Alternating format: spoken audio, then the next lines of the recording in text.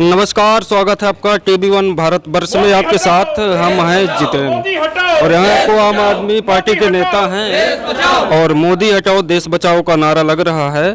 तो अब हम उनसे सीधे मिलवाएंगे और पूछेंगे कि ये कैसा कार्यक्रम और क्या है। तो हमारे साथ वरुण अंबेडकर जी हैं जो कि मनगमा से ही ताल्लुकात रखते हैं। क्या कहिए, कैसा कार्यक्रम है सर? देखिए, अभी 4 फरवरी को हमारे राष्ट्रीय संगठन मंत्री डॉक्टर संदीप पाठक जी जो राज्यसभा सांसद हैं, उन्होंने पूरे प्रदेश के कार्यकर्ताओं की मीटिंग ली थी। उस मीटिंग में उन्होंने साफ साफ कह दिया कि आम आदमी पार्टी प्रदेश के 230 विधानसभाओं में पूरी मजबूती के साथ चुनाव लड़ेगी। और उनके बाद ठीक 14 मार्च को माननीय केजरीवाल जी और भगवंत मान जी, पंजाब के मुख्यमंत्री जी, उन्होंने जी भी आ करके इस प्रदेश की भोपाल की धरती में उन्होंने 230 विधानसभाओं में चुनाव लड़ने का फैसला लिया है।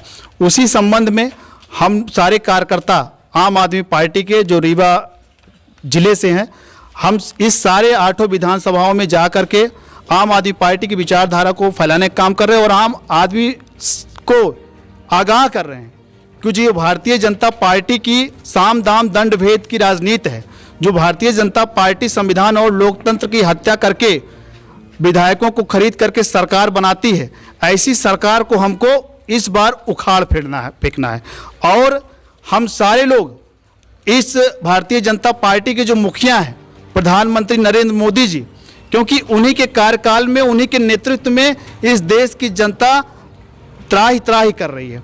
आप सबको पता है, सारे मीडिया साथी को, देश की जनता को पता है कि जो उन्होंने झूठे वादे किए थे अच्छे दिन की, काला धन लाने की और गैस कम करने का, रेलवे का किराया कम करने का, तमाम चीज़ों को बेहतर बनाने का। सम्मानित मीडिया बंधुओं को मैं आप सभी लोगों को ये बताना चाहता हूँ कि वो कोई भी वादे पूरे नहीं हुए हैं। तो जब वो उनके वादे पूरे नहीं हुए, काला धन वापस नहीं आया, लोगों के जेब में 15-15 लाख नहीं गया, तो इस देश की जनता ने उनसे मांग की कि भाई हमको काला धन नहीं आया विदेशों से, हमारी जेब में 15 लाख नहीं आए, तो ये क्यों नहीं आए? आप इसका जवाब दो। या तो हमें 15 लाख रुपए दीजिए, या तो हमें अच्छे दिन दिखाइए, हमारे गैस के सिलेंडर कम करिए। इसके बाद जब मोदी जी की चुप्पी सध गई, उन्होंने कुछ नहीं बोला, तो इस देश की जनता ने, सम्मानित साथियों, ये फैसला किया कि अब मोदी हटाओ देश बचाओ, मोदी हटाओ देश बचाओ, तभी इस देश के लोगों को मान सम्मान मिल सकता है।